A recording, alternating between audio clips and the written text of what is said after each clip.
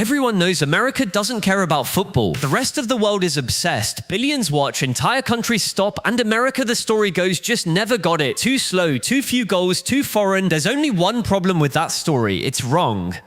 Here is a fact almost nobody expects. In America, more children play organized football than almost any other sport. Not baseball, not basketball, football. The country that supposedly hates the game has for decades been one of the biggest playing nations on earth.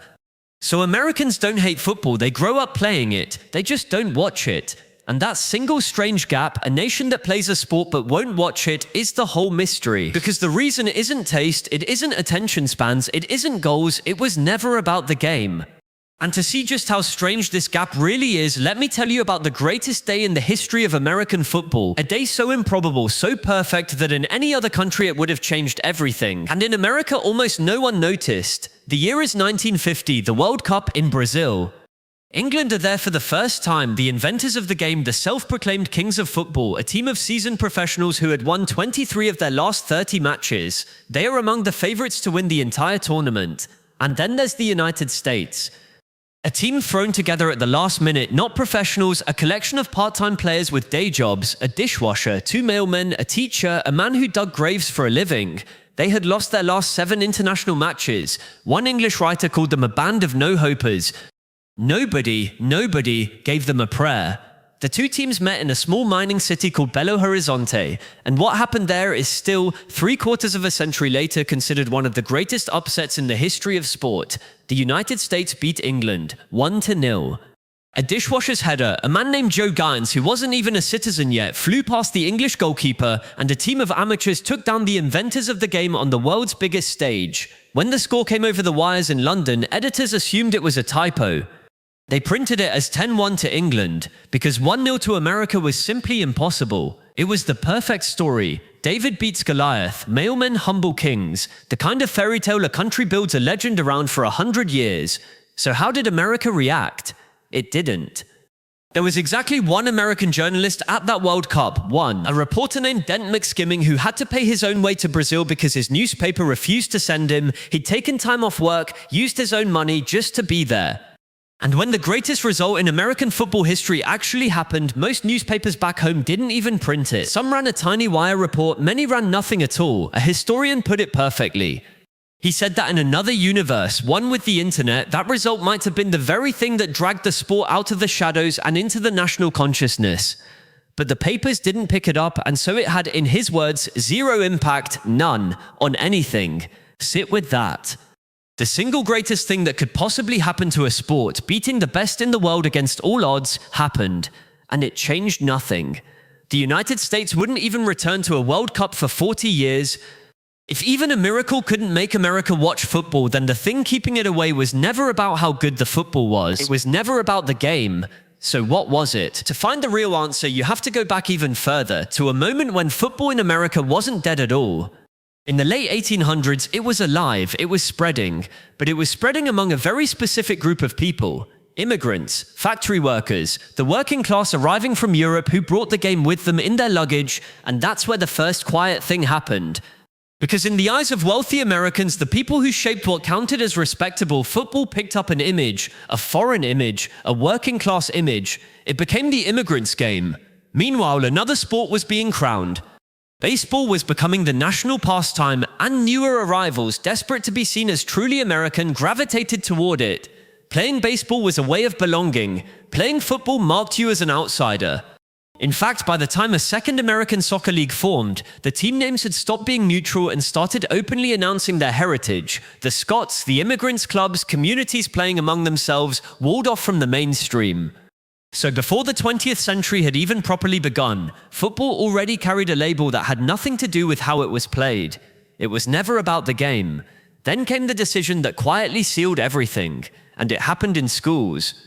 In most of the world, football is organized by clubs. You don't need a university, you don't need a diploma, there's a pitch in every town, a local team, and a ladder a talented kid can climb no matter where they come from. The game belongs to the streets.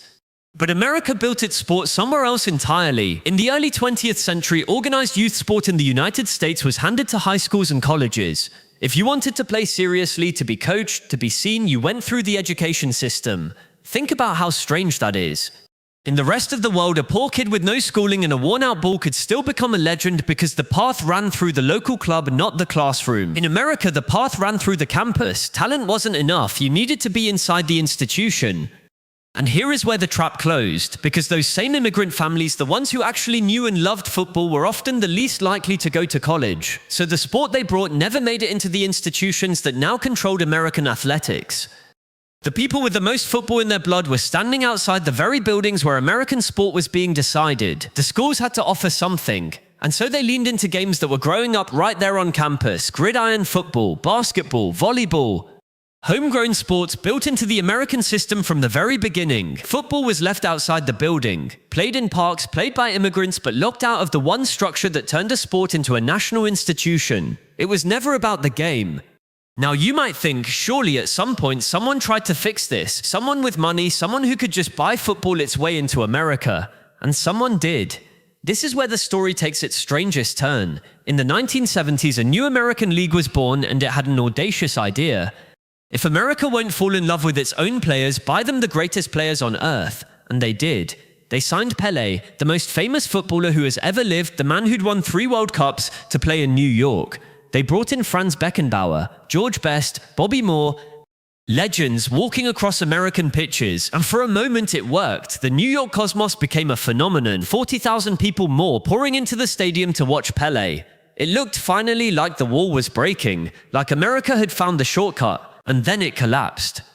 Completely. The league had spent enormous money on aging foreign stars, but the foundation underneath was hollow. It expanded too fast to too many teams, the salaries were unsustainable, and crucially, the television ratings never came. The crowds came to see a spectacle, but the games weren't reaching the millions at home. Without that, there was no lasting money, no national habit, nothing to hold it up once the novelty faded. By the mid-1980s, the whole thing was gone.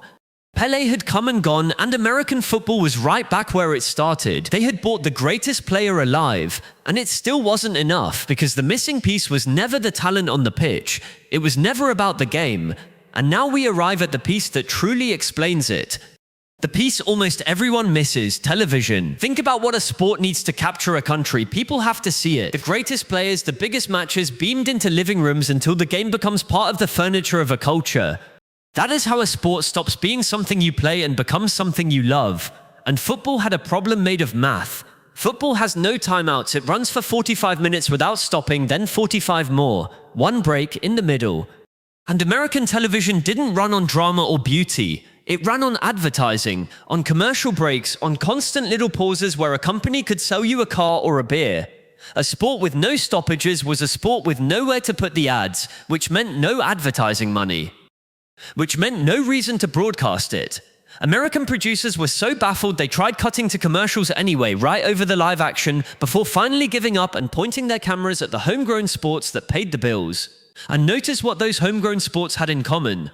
Gridiron football stops every few seconds. Baseball is built from pauses. Basketball has timeouts stitched into the rules. Every American sport, almost as if by design, came preloaded with gaps, perfect little pockets to sell something. The American sporting world had quietly evolved around the needs of the advertiser, and football, the one game that refused to stop, simply didn't fit the mold. But here's the part that breaks the whole excuse, because football had exactly the same problem everywhere. No timeouts in England, no timeouts in Brazil, no natural ad breaks anywhere on earth. So why did the rest of the world get the game on their screens and America didn't? One difference: public broadcasting.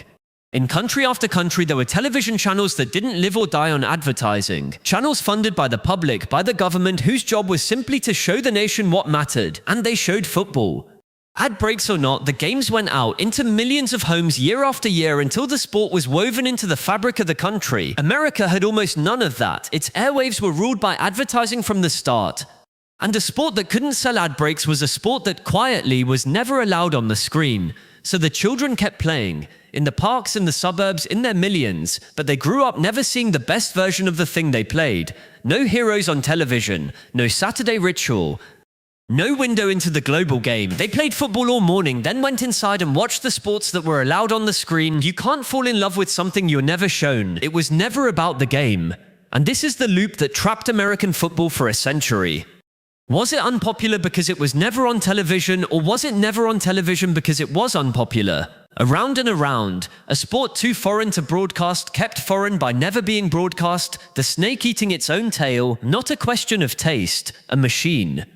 Built out of old prejudices, school structures, and advertising math, a machine perfectly designed to keep a sport that millions of Americans played from ever reaching the people who might have watched it. A miracle in 1950 couldn't break it, Pelé himself couldn't break it. The machine just kept turning, but machines can break, and this one finally is, because look at what's happening now. The English Premier League, the Bundesliga, La Liga, all of them now beamed into American homes every single week. The barrier that kept the world's game off American screens, that was the whole engine of the machine, is simply gone. Cable, streaming, the internet, the screens are open now, and the best football on earth pours through them. American leagues have swelled to 30 clubs and more. And something deeper is shifting underneath it all. The fastest growing part of the American population is the one that already loves this game in its bones. Tens of millions of people growing every year who never needed convincing, who never needed a public broadcaster to tell them this game mattered. Every condition that built the machine has reversed, the foreign image gone, in a nation of immigrants who now see their games celebrated, the locked door of the schools, bypassed entirely by academies and the open screen. The television wall collapsed. The wall that took 100 years to build is coming down in a single generation. So when the World Cup arrives on American soil and the commentators act surprised that the stadiums are full and the country is watching, understand what you're really seeing. It isn't a sudden conversion. It isn't America finally developing taste. It was never that America didn't love football. It's that for 100 years America was never allowed to see it. And now, finally, the lights are on.